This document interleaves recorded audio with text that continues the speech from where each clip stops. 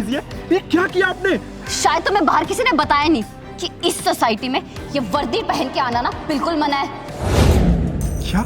ये क्या बकवास कर रही हैं आप? बकवास नहीं कर रही हूँ, बिल्कुल ठीक कह रही हूँ। तुम्हें ना शायद पता नहीं है कि सोसाइटी में तो क्या, इस पूरे एरिया में ये आर्मी की वर्दी डाल के घूमना ना बिल्कुल मना है, समझे? अच्छा, तो ये बेहुदा नियम किसने बनाया है? जरा उसे मेरे सामने लेके आओ, उसे तो मैं बताता हूँ। अच्छा, क्या करोगे उसके साथ? क्योंकि ये नियम और ये कानून दोनों मैंने बनाया है। क्या? आपने? अरे आप होती कौन है ऐसा नियम बनाने वाली? तुम्हें मैं क्यों बताऊं मैं कौन हूँ और कौन नहीं? तुम्हें इस चीज से क्या लेना देना? तुम्हें बोल दिया ना, अपना बैग उठाओ और निकल जाओ यहाँ से, और आइंदा इस वर्दी में नजर मत आना। अच्छा, ऐसा है मैडम, मैं इस देश का ना सच्चा फौजी हूँ, मैं तो यही खड़ा रहूंगा। अगर आप में हिम्मत है ना तो मुझे यहाँ से हटा के दिखाइए। ठीक है, तुम्हें एक तरीके से तो समझा के देख लिया, वो तुम्हें समझ में नहीं आया। दूसरा तरीका भी है मेरे पास, अभी पुलिस को कॉल करती हूँ। जब डंडे बढ़ेंगे ना पुलिस के और सोसाइटी से बाहर निकलोगे तब समझ में आ जाएगा तुम्हें। ठीक है मैडम, आप बुला लीजिए पुलिस को। पहले आप ना ये देखिए कि आपने क्या किया। आपने एक इंडियन आर्मी ऑफिसर की वर्दी के ऊपर ऐसे कीचड़ उछाला है, और तो आप जिस थाली में खाती हैं उसी थाली में छेद करती हैं। तुम कहना क्या चाहते हो? मेरे कहने का मतलब ये है कि आप जिस देश में रहती हैं उसी देश की आर्मी की वर्दी पहनने से आप मुझे रोक रही हैं, उसकी डिसरिस्पेक्ट कर रही हैं, उसकी इज्जत नहीं कर रही हैं। ये सब क्या बोल रहे हो तुम? मैंने इस वर्दी की कोई डिसरिस्पेक्ट नहीं की है। अच्छा, तो आपने ये जो मेरे साथ हरकत करी है इसे मैं क्या समझूं? आपकी सोसाइटी में मेरा स्वागत? बोलिए, अब बोलती क्यों नहीं है? अब क्यों आपकी बोलती बंद हो गई?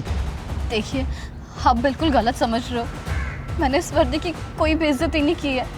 जितनी रिस्पेक्ट आप इसकी करते हो ना, उतनी मैं करती हूँ। इनफैक्ट उससे कई ज़्यादा रिस्पेक्ट करती हूँ मैं इसकी। पर ये सब करने के लिए मैं मजबूर हूँ, जानबूझ के करती हूँ ये सब कुछ। जानबूझ के करती है मतलब? मेरा भाई फौज में था। एक दिन वो माँ का आशीर्वाद लेके फौज की वर्दी पहन के घर से निकला। कुछ टाइम बाद मेरा भाई नहीं बल्कि उसकी वर्दी वापस आई घर पे। तब से माँ को पैनिक अटैक्स आते हैं।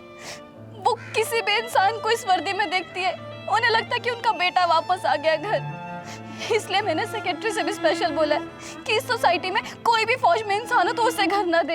इनफैक्ट कोई अगर फौज की वर्दी में भी नजर आए तो उसे सोसाइटी में एंटर ना करने दे। अपने भाई को खो चुकी हूँ पर अपनी माँ को नहीं खोना चाहती। सोनम, सोनम बेटा कौन है? माँ, देखो मेरी माँ बाहर आए और तुम्हें देखे, इससे पहले प्लीज यहाँ से चले जाओ। मैं तुम्हारे आगे हाथ जोड़ती हूँ, जाओ यहाँ से। माँ, कौन है ये? माँ कोई भी तो नहीं। तुम अंदर चलो, मैं अभी आती हूँ। किसे छुपा रही हो? दिखाओ मुझे।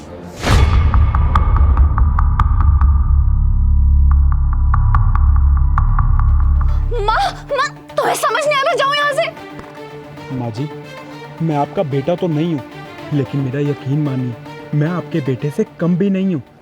मैं मानता हूँ कि आप अपने बेटे को खोने का दुख झेल नहीं पा रही हैं, उससे उभर के बाहर नहीं आ पा रही हैं। लेकिन माँ जी, आपके बेटे ने इस देश के लिए बलिदान दिया है, जिसके बाद वो अमर हो गया है। माँ जी, आप इस देश की वर्दी को ऐसे देख के, घबरा के, डर के, सिर्फ इस वर्दी की नहीं बल्कि अपने बेटे के बलिदान को भी बेकार कर रही हैं। माँ जी, आपने एक सूरमे को जन्म दिया था। अगर आप ही अपने बेटे की शहादत पे ऐसे रोएंगी, ऐसे आंसू बहाएंगी, तो कोई माँ भारत माँ की रक्षा के लिए अपने बेटे को कैसे भेजेगी? तुम बिल्कुल ठीक कह रहे हो बेटा। अपने बेटे के जाने के बाद किसी को भी इस वर्दी में देखने की मेरी हिम्मत नहीं थी, पर तुम्हारी बातों ने आज मुझे इतनी हिम्मत दे दी है कि अगर मेरे 100 बेटे भी होते ना तो मैं उन सबको इस देश पे कुर्बान कर देती। Thank you so much. ये हुई ना बात माँ जी। माँ जी, भले ही मैं आपका बेटा नहीं हूँ, लेकिन मैं आपके बेटे से कम भी नहीं हूँ। अगर कभी भी आपको मेरी ज़रूरत हो तो मुझे कभी भी याद कर लेना। जय हिंद। जय हिंद।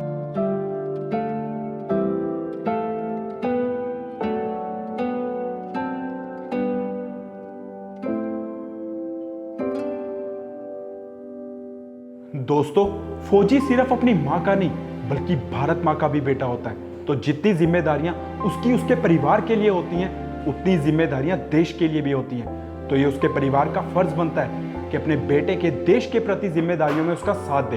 अगर आपको ये वीडियो अच्छी लगी हो तो अपने फैमिली और फ्रेंड्स के साथ शेयर करें और लाइक और कमेंट करना ना भूलें। शुक्रिया।